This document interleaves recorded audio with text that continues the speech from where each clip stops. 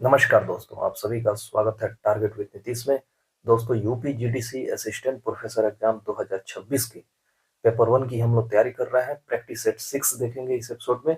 30 प्रश्न होंगे और 30 प्रश्न जो है काफी आपको ज्ञानवर्धन करेंगे। तो आइए शुरू करते हैं आज का ये महत्वपूर्ण भाग। मेरा नाम है नीतीश कुमार। तो सबसे पहला प्रश्न है, निम्न में से कौन सा तत्व संविधान की मूल संरचना का हिस्सा माना जाता है? तो संविधान की मूल संरचना का हिस्सा माना जाता है जुडिशियल रिव्यू। संविधान की सर्वोच्च संसद की सर्वोच्चता नहीं होगा ये, क्योंकि ये ब्रिटेन में पाई जाती है। राष्ट्रपति शासन नहीं होगा, राज्यपाल की नियुक्ति नहीं होगा। तो आपको सबसे पहले बता दें कि ये जो मामला है ये केशवानंद भारतीय केस 1973 में आया था। केशवानंद भारतीय केस 1973 में जो है ये मामला आया था संविधान की मूल संरचना का। और संविधान की मूल संरचना में और भी चीजें आती हैं, जैसे कि धर्मनिरपेक्षता, भारत का जो है संघीय चरित्र, संविधान की सर्वोच्चता, न्यायपालिका की स्वतंत्रता। इस तरह के जो है कई पॉइंट हैं जो संविधान की मूल संरचना में आती हैं। और ये केशवानंद भारतीय केस 1973 में आया था मामला। तो राइट आंसर हो जाएगा बी, न्यायिक पुनर्वलोकन।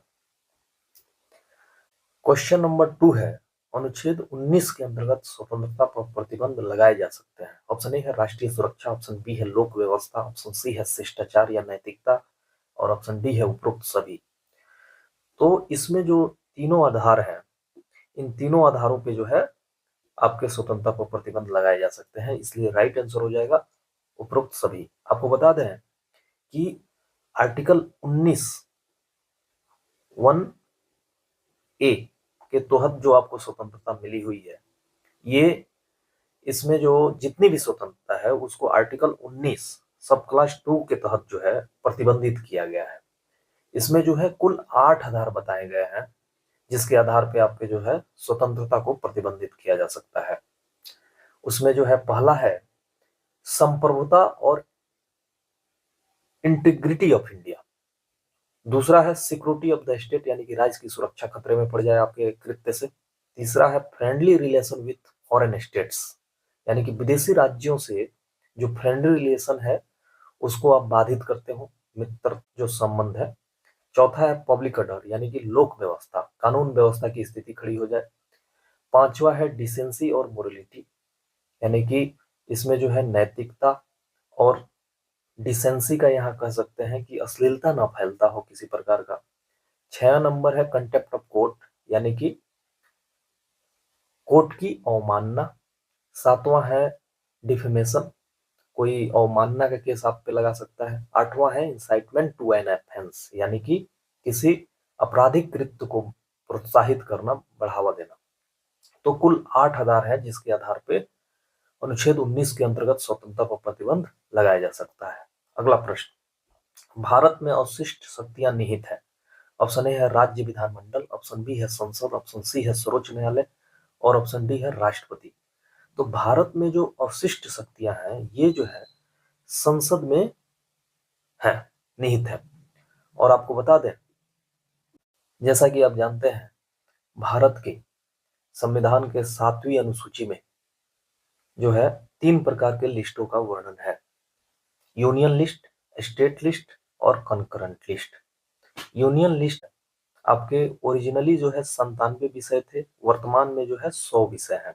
ठीक है। स्टेट लिस्ट में जो है 66 विषय थे मूल रूप से, और वर्तमान में जो है 61 विषय हैं। कंकरेंट लिस्ट जो है 47 विषय थे, यानी कि समवर्ती सूची में, वर्तमान में 52 जो है सब्जेक्ट है। तो इसमें जो है संघीय सूची, राज्य सूची और समवर्ती सूची है। तो जो अवशिष्ट शक्तियां हैं, अवशिष्ट शक्तियां उसको कहेंगे जो ये तीनों लिस्ट में शामिल नहीं है। अगर उस तरह का कोई विषय आ जाए जो तीनों लिस्ट में शामिल नहीं है तो उस पे जो है कानून बनाने का अधिकार संसद को है। आगे बढ़ते हैं। क्वेश्चन नंबर 4 है, वित्त आयोग की सिफारिशें होती हैं। ऑप्शन ए है बाध्यकारी, ऑप्शन बी है केवल सलाहात्मक, ऑप्शन सी है न्यायिक रूप से प्रवर्तनीय, ऑप्शन डी है राष्ट्रपति द्वारा अस्वीकृत नहीं की जा सकती है। तो वित्त आयोग की जो गठन होता है, आप जानते हैं आर्टिकल 280 के तहत किया जाता है। प्रत्येक 5 वर्ष पर राष्ट्रपति जो है वित्त आयोग का गठन करता है। और वित्त आयोग की जो सिफारिशें होती है केवल एडवाइजरी होती है, यानी कि बाध्य नहीं कर सकती उसको लागू करने के लिए सरकार पे, वो केवल जो है सलाहकारी होती है। तो राइट आंसर हो जाएगा बी। क्वेश्चन नंबर 5 है, लोकसभा के विघटन के पश्चात मंत्रिपरिषद ऑप्शन ए है स्वतः समाप्त हो जाती है, ऑप्शन बी है कार्यवाहक रूप में कार्य करती है, ऑप्शन सी है राष्ट्रपति शासन लागू होता है, और ऑप्शन डी है राज्यसभा नियंत्रित करती है। तो लोकसभा जब विघटन हो जाता है तो जो सरकार होती है वो function as a caretaker के रूप में काम करती है जब तक कि नई सरकार का गठन ना हो जाए। तो राइट आंसर हो जाएगा बी। अगला प्रश्न है, राजस्व घाटा दर्शाता है, ऑप्शन ए है पूंजी व्यय पूंजी प्राप्ति से अधिक हो, ऑप्शन बी है राजस्व व्यय राजस्व प्राप्ति से अधिक हो, ऑप्शन सी है आयात जब निर्यात से अधिक हो जाए, और ऑप्शन डी है जीडीपी में गिरावट। तो राजस्व घाटा जो है इसको कहते हैं जब राजस्व व्यय, जो राजस्व प्राप्ति एक वित्तीय वर्ष में हो रहा है भारत सरकार को, और जो राजस्व व्यय कर रहा है खर्च कर रहा है, अगर वो ज्यादा हो जाए तो इसका जो अंतर होगा उसी को हम राजस्व घाटा कहते हैं। तो राइट आंसर हो जाएगा बी। अगला प्रश्न है, यदि रेपो दर घटाई जाती है तो सामान्यतः क्या होता है। तो सबसे पहले आपको ये जान लेना चाहिए कि रेपो रेट जो है क्या है। रेपो रेट क्या है? तो रेपो रेट जो है वह दर है जिसपे जो है जिसको आरबीआई निर्धारित करता है, और इसके माध्यम से जो है जब वो कोई भी पैसा, it is the interest rate at which the RBI lend short term fund to commercial bank, यानी कि ये एक ऐसा दर है जिस दर पे जो है आरबीआई जो है उधार देता है कमर्शियल बैंक को, यानी कि जैसे एसबीआई हो गया, बैंक ऑफ इंडिया हो गया, जितने भी कमर्शियल बैंक हैं जिसमें आम आदमी का खाता है, वो किस दर पे जो है उधार लेते हैं आरबीआई से, इसी को हम रेपो रेट कहते हैं। अब रेपो रेट का क्या प्रभाव पड़ता है? अगर रेपो रेट बढ़ता है इसका मतलब हुआ कि ब्याज दर बढ़ा गया, यानी कि आरबीआई के द्वारा जो धन दिया जाएगा उसका ब्याज दर अधिक हुआ है। तो जब अधिक होगा तो जो कमर्शियल बैंक हैं वो भी जब लोगों को लोन देंगे तो उसका भी ब्याज दर वो अधिक लेंगे। तो इसके कारण जो है आम आदमी जो है आम आदमी को भी जो ज्यादा इंटरेस्ट पे करना पड़ेगा। इसी तरह अगर रेपो रेट घटता है तो कमर्शियल बैंक जो है वो कम जो है रेट पे आपको ब्याज देंगे और आपको कम इंटरेस्ट रेट देना होगा। अगर रेपो रेट घटता है, अगर रेपो रेट घटेगा तो कमर्शियल बैंक भी जो है आम जनता को जो है कम ब्याज पे जो है लोन देंगे। तो इसके कारण जो है आम आदमी को भी कम ब्याज ये करना होगा। तो रेपो रेट का मुख्य उद्देश्य जो होता है, जो भारतीय अर्थव्यवस्था में फ्लो ऑफ इकोनॉमी है, यानी कि मुद्रा का प्रवाह, उसको जो है इसके माध्यम से नियंत्रित किया जाता है। जैसे कि अगर रेपो रेट बढ़ता है तो कमर्शियल बैंक का भी जो है लोन देने का जो है ब्याज बढ़ जाता है, तो इसके कारण जो है लोग कम जो है लोन लेंगे। लेकिन जब रेपो रेट घटेगा तो कमर्शियल बैंक भी जो है कम ब्याज पे उधार देंगे, तो ज्यादा से ज्यादा मनी जो है मार्केट में आएगा। तो यहाँ पे ये होगा, यदि रेपो दर घटाई जाती है तो क्या होगा? तो रेपो रेट जब घटाई जाएगी तो तरलता बढ़ेगी, यानी कि फ्लो बढ़ जाएगा, इकोनॉमिक्स हो जाएगा बी। क्वेश्चन नंबर 8 है, प्रत्यक्ष कर का उदाहरण है। तो प्रत्यक्ष कर जो है एक ऐसा कर है जिसका प्रभाव जो है डायरेक्ट आप पे पड़े, और ये जो है ट्रांसफरेबल नहीं हो, यानी कि आप ट्रांसफर नहीं कर सकते हैं। तो आयकर जो है ये प्रत्यक्ष कर है, जबकि जीएसटी जो है ये सभी जो कर हैं ये अप्रत्यक्ष कर हैं, जीएसटी। तो राइट आंसर हो जाएगा सी। प्रश्न है, मुद्रा अवमूल्यन का उद्देश्य क्या है? ऑप्शन ए है आयात सस्ता करना, ऑप्शन बी है निर्यात प्रतिस्पर्धी बनाना, ऑप्शन सी है कर घटाना, और ऑप्शन डी है महंगाई घटाना। तो सबसे पहले आपको बता दें कि डी इवेल्युएशन वह प्रक्रिया है जिससे कोई देश अपनी मुद्रा का मूल्य जानबूझकर कम करता है।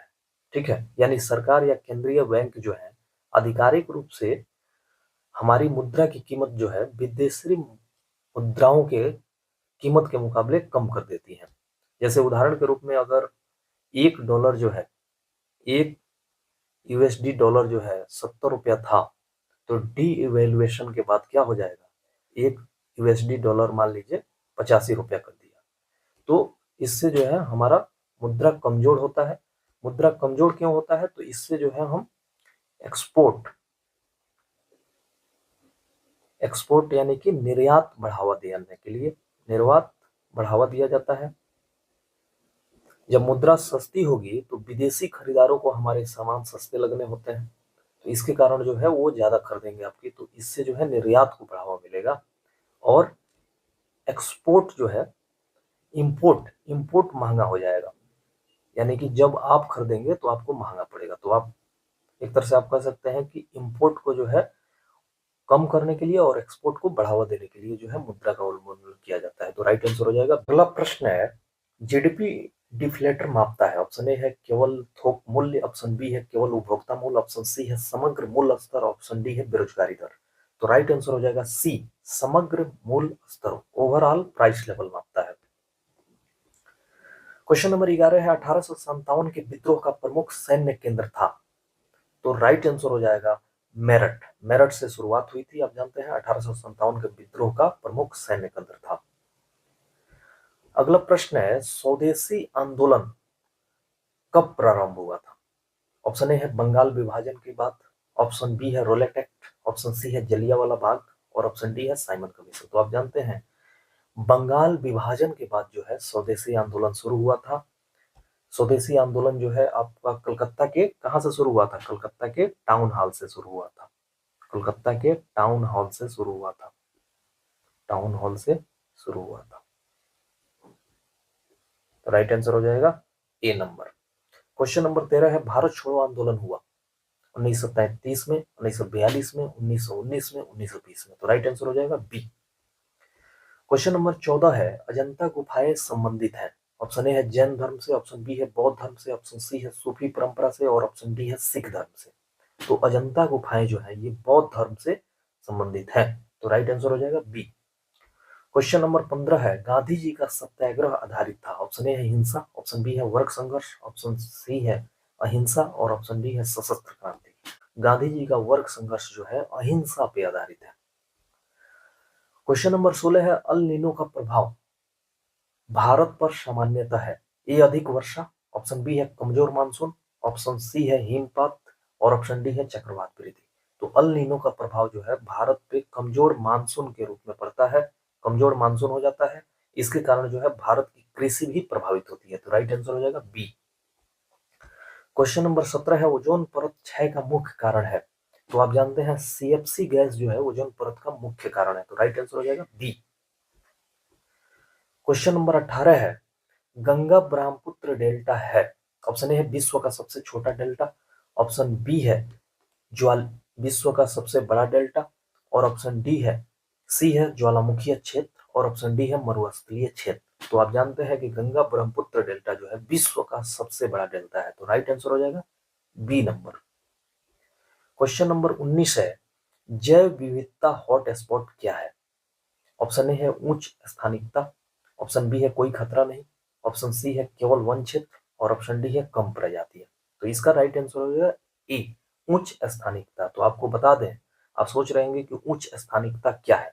तो उच्च स्थानिकता क्षेत्र में बहुत अधिक इंडेमिक स्पीसीज पाई जाती हैं, ऐसी प्रजातियां जो केवल उसी क्षेत्र में पाई जाती हो, उसे जो है हाई एंडेमिज्म कहा जाता है। वहां की प्राकृतिक वनस्पति का कम से कम 70% नष्ट हो चुकी है। हाई थ्रेट, गंभीर खतरा जब हो तो उसको इस स्थिति को लिए जो है बायोडाइवर्सिटी हॉटस्पॉट हम उसको घोषित करते हैं। तो बायोडाइवर्सिटी हॉटस्पॉट घोषित करने के लिए दो मुख्य शर्तें हैं। पहला है हाई एंडेमिज्म, उस क्षेत्र में बहुत अधिक प्रजातियां पाई जाती हो। दूसरा हो वहां की प्राकृतिक वनस्पति का कम से कम 70% नष्ट हो चुका हो। तो राइट आंसर हो जाएगा ए नंबर। क्वेश्चन नंबर 20 है, ब्लू इकोनॉमी संबंधित है। ऑप्शन ए है कृषि उत्पादन, ऑप्शन बी है समुद्री संसाधन, ऑप्शन सी है खनन, और ऑप्शन डी है उद्योग। तो आपको बता चुका हूं मैं कि समुद्री संसाधनों को जो है ब्लू इकोनॉमी कहा जाता है। राइट आंसर हो जाएगा बी नंबर। क्वेश्चन नंबर 21 है, डीएनए की डबल हेलिक्स संरचना दी। वाटसन और क्रिक ने जो है डीएनए की डबल हेलिक्स संरचना दी थी। हम जो है इसका टाइमिंग जो है काफी कम करना चाहते हैं, इसके कारण जल्दी जल्दी उत्तर जो है इसका बता रहे हैं, जो केवल आप प्रैक्टिस कर सकें। क्रिप्सर तकनीक उपयोगी है। ऑप्शन ए है चिन्ह संपादन, ऑप्शन बी है उपग्रह प्रक्षेपण, ऑप्शन सी है परमाणु ऊर्जा, ऑप्शन डी है इंटरनेट। तो राइट आंसर हो जाएगा जिन संपादन। जिन संपादन जो है राइट आंसर हो जाएगा। क्वेश्चन नंबर 23 है, इसरो का मुख्यालय कहाँ है? तो आप जानते हैं बेंगलुरु में जो है इसरो का मुख्यालय है। क्वेश्चन नंबर 24 है, G20 है। G20 जो है एक अनौपचारिक है मंच है, जो इसकी स्थापना 1999 में हुई थी। G20 की स्थापना कब हुई थी? 1999। कॉप सम्मेलन संबंधित है। ऑप्शन ए है व्यापार से, ऑप्शन बी है जलवायु परिवर्तन से, ऑप्शन सी है रक्षा से और ऑप्शन डी है शिक्षा से। तो कॉप सम्मेलन जो है जलवायु परिवर्तन से संबंधित है, जिसका फुल फॉर्म है conference of parties. Conference of parties. Question number 26 है, ब्रिक्स का मुख्य उद्देश्य क्या है? तो ब्रिक्स जो है ये आर्थिक सहयोग, इकोनॉमिक कोऑपरेशन का एक माध्यम है। तो राइट आंसर हो जाएगा बी। क्वेश्चन नंबर 27 है, आईएमएफ का कार्य है। ऑप्शन ए है मुद्रा स्थिरता, ऑप्शन बी है सैन्य सहायता, ऑप्शन सी है शिक्षा नीति और ऑप्शन डी है जलवायु सम्मेलन। तो आईएमएफ जो है मुद्रा स्थिरता का काम करता है पूरे विश्व में। तो मॉनेटरी स्टेबिलिटी जो है आईएमएफ का मुख्य कार्य है। क्वेश्चन नंबर 28 है, नाटो का अनुच्छेद 5 संबंधित है। तो आप जानते हैं कलेक्टिव डिफेंस जो है इसका मतलब है, और आर्टिकल जो 5 है नाटो का, उसका मतलब हुआ कि एक पर हमला सभी पे हमला माना जाता है। नाटो का कोई भी जो सदस्य है उस पर एक पर हमला होता है तो सभी नाटो सदस्यों पर जो है मामला हमला माना जाता है। इसी को जो है कलेक्टिव डिफेंस कहते हैं, यानी कि सभी मिल के लड़ेंगे आपके खिलाफ। तो राइट आंसर हो जाएगा बी नंबर। क्वेश्चन नंबर 29 है, यदि वैश्विक तेल कीमतें बढ़े तो भारत में क्या होगा? ऑप्शन ए है मुद्रास्फीति दबाव, ऑप्शन बी है चालू खाता सुधार, ऑप्शन सी है निर्यात घटेगा और ऑप्शन डी है कर स्वतः घटेंगे। तो आप जानते हैं कि जब वैश्विक तेल कीमतें बढ़ेंगी तो भारत को भी तेल खरीदने में काफी पैसा खर्च करना पड़ेगा। इसके कारण जो है भारत में एक तरह से कह सकते हैं कि हर चीजों का दाम जो है महंगाई के रूप में देखने को मिला गया, यानी कि मुद्रास्फीति दबाव बढ़ेगा। क्वेश्चन नंबर 30 है, इंटरनेशनल कोर्ट ऑफ जस्टिस स्थित है। ऑप्शन ए है जिनेवा में, ऑप्शन बी है वियना में, ऑप्शन सी है हेग में और ऑप्शन डी है पेरिस में। तो इंटरनेशनल कोर्ट ऑफ जस्टिस जो है वो हेग में स्थित है, नीदरलैंड के हेग में स्थित है। तो दोस्तों ये रहा 30 महत्वपूर्ण प्रश्न आपका। मैं ये पीडीएफ प्रदान कर दूंगा जिसमें आंसर की भी नीचे लिखा हुआ है। इस एपिसोड से दीजिए अपने दोस्त यानी नीतीश कुमार को इजाजत। हम फिर मिलेंगे। नमस्कार।